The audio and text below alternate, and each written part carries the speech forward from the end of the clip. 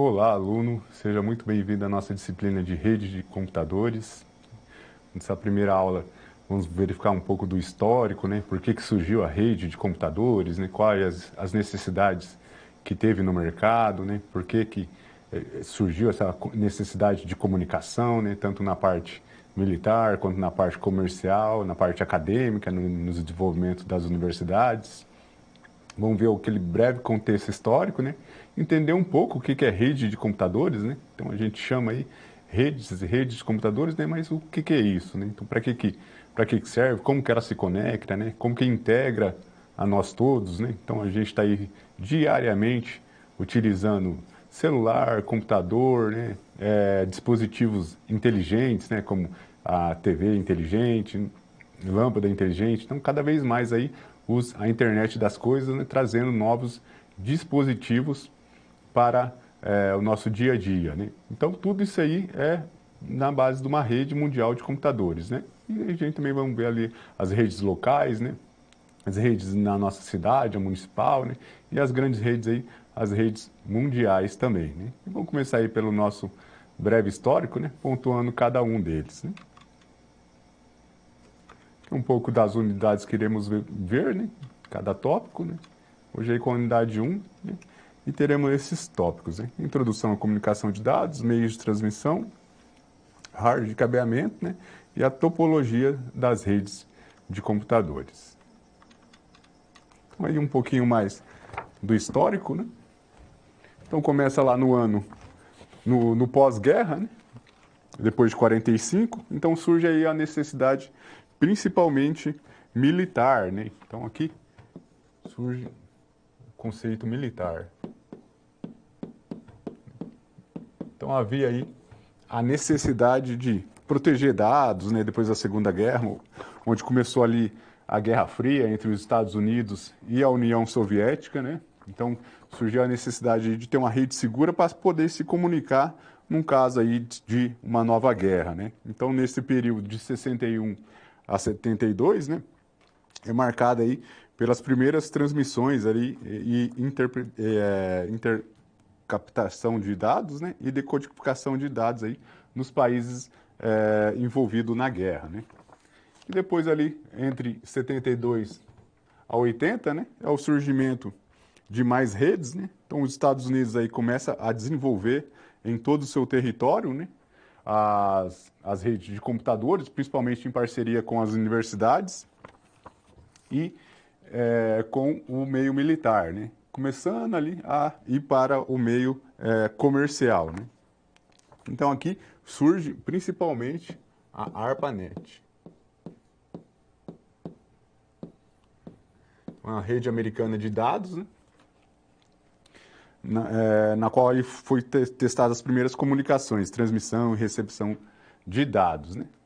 Entre 80 e 90 é a parte mais comercial, né, dessa evolução, esse terceiro período da rede de computadores, e começa aí a crescer essa rede, né? Então aí já começa a ter protocolo, chave de disseminação dos arquivos, né? Então tem todo um contexto aqui. E o principal aqui é o surgimento de novos protocolos.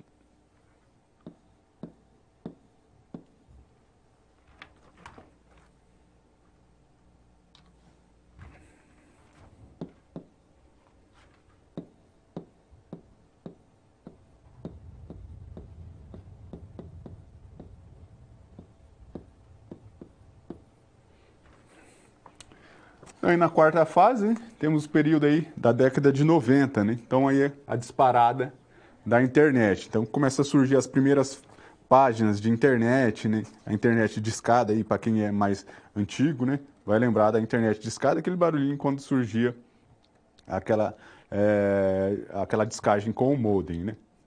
Então aqui é os primeiros computadores pessoais, né? A popularização do www, né? World Wide Web.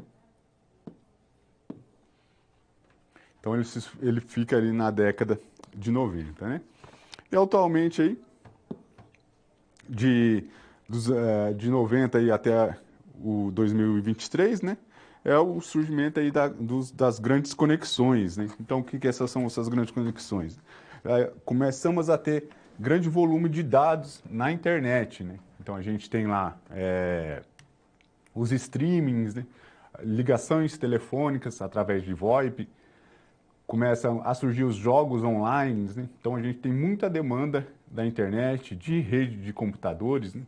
Então aí surgem novos protocolos, novos sistemas de segurança, né? Capacidade da internet, né? Então havia ali um ambiente mais limitante, né? E agora começa a surgir as redes de alto desempenho, né? Então lembrando aí também dos protocolos, né? Então os protocolos eles vão evoluindo junto com essa demanda de infraestrutura de rede de computadores, né? Então começa aí, principalmente devido à internet das coisas, né? Surgiu o IP versão 6, né? Então a gente está trabalhando ali com o IP versão 4, né? Só que ele atingiu ali a quantidade máxima de dados, né? Então, de endereços, que esses endereços é como se fosse seu endereço residencial, né? Então, cada dispositivo que ele conecta na internet, ele também vai ter o seu endereço, né? Então, é chamado ali o endereço IP, né? Então, você conectou na internet, você vai ter aí seu endereço IP. Caso você queira conferir, né? Basta acessar aí os sites de busca, né? E colocar lá meu IP, né? Então vai te listar alguns sites ali que ele lê o seu IP, né? Então pode entrar lá no meuip.com.br que ele vai te dar o seu endereço público de internet, né? Então ele vai te dar lá 189, né? 200, começando com essa classe de endereços, né? Então aí se dá a grande demanda de internet, né?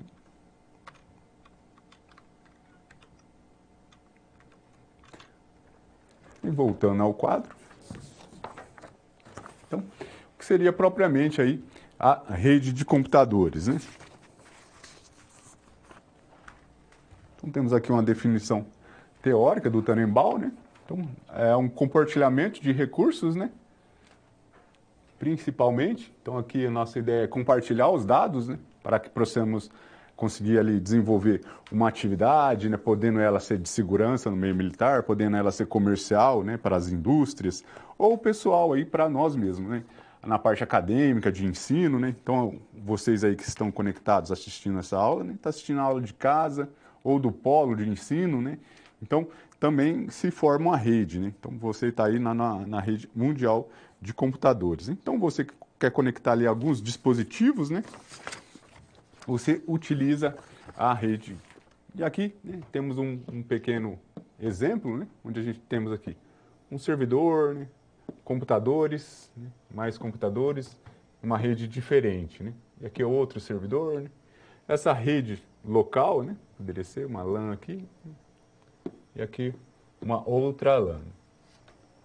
Então, os dados vão trafegar, né? Através ali do switch, comunicando com o servidor, né? E teremos os roteadores, né? Conectando a gente aí na nuvem, né? E conectando com outra rede, né? Por exemplo, né? Tem uma empresa, né? Então, aqui a matriz, né? Aqui poderia ser uma filial se comunicando ali e tratando de negócios, né? E para funcionar todo esse esquema, né? Todo esse desenho, é necessário aqui você tem os protocolos, né? Então você vê lá TCP, né? O IP é outro, né? SSH para conexão segura, por exemplo. Então esses protocolos, né, são como umas regras de trânsito, né? Fazendo uma analogia aí para o nosso dia a dia comercial, né? Então, para esses dados trafegarem, né, é necessário ali seguir algumas regras, né? Então, vamos ver a camada OSI, né? Então, ela é composta ali, a camada OSI, por 7 camadas, né? Então, desde a física até a aplicação, né? Vai seguindo-se uma regra para poder ali trafegar todo esse conteúdo, né? E os roteadores aqui, eles são como semáforos, né? Então ele recebe os dados e faz a transmissão, né? Quando ele é liberado, né? E também vamos ter aqui na parte interna, né, os firewalls. O firewall ele protege a nossa rede de ataques externos, né? E também vamos ter o proxy, né? Então o proxy ele faz filtro, né, para internet, né? E o Firewall,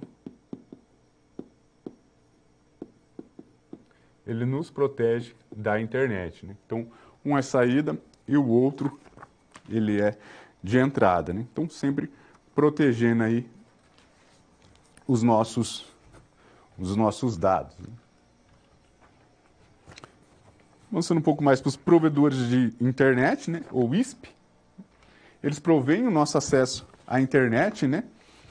Então, quando você conecta à internet, você precisa de um provedor, né? Esse provedor aí, ele vai te conectar à internet, te dar um número IP, né, estabelecer a sua conexão de acordo com o serviço contratado. Ele é nada mesmo, nada mais que o nosso provedor, né? Então, a gente aí, pelo Brasil, tem vários provedores, né? Os maiores aí, por exemplo, pode ser a TIM, Vivo, Algar, né? Então, e cada regional ali vai ter os seus provedores regionais também, né? Então, temos aí milhares de provedores espalhados pelo Brasil, né? Então, a gente vai ter os privados, os comunitários, né?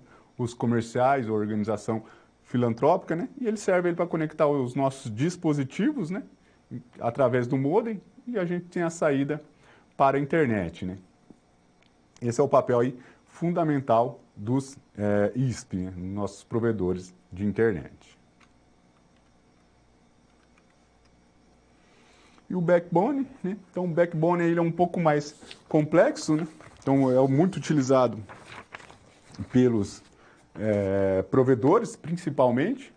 Então é nossas rotas de alta velocidade com a internet, né? Então ele conecta todo o país, né? E também conecta ali para o exterior. Então aqui a gente tem nossos cabeamentos submarinos, né? Que conecta ali com os Estados Unidos, com a África, com a Europa, né? E temos também a parte interna do nosso backbone espalhado pelo Brasil, né? E cada rota dessa aqui, né, é estabelecida ali uma velocidade, né? Então o azulzinho para cima de 200 gigas, né? O verde são links de 100 gigas. O laranja, 40 gigas, né? Vermelho escuro, 20 gigas. Vermelho, 10 gigas. Azul, 3 e roxo, 1 giga, né?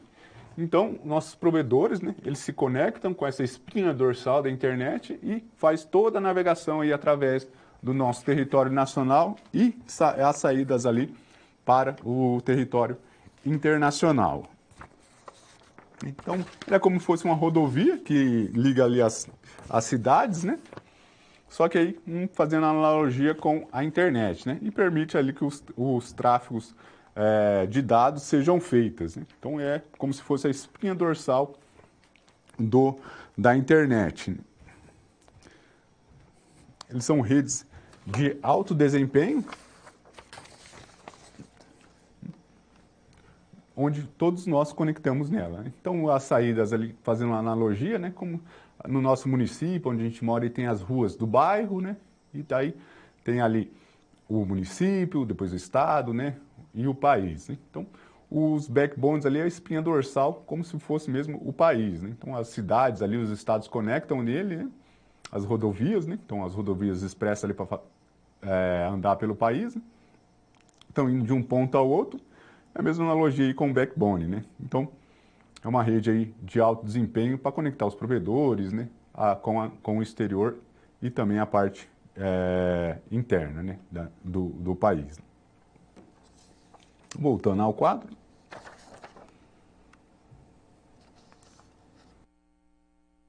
Aqui vai ter toda a estrutura, né? Desse backbone. E caso rompa, né? A gente acaba tendo caminhos alternativos, né? Então sempre tem um backup aqui para fazer, né? Por exemplo, aqui rompeu aqui, né? A gente consegue ter uma outra rota de conexão, né? Ou é um rompimento na parte submersa, na parte dos cabos ali que passa, que eles são cabos submarinos, né? A gente consegue utilizar outras estruturas, né?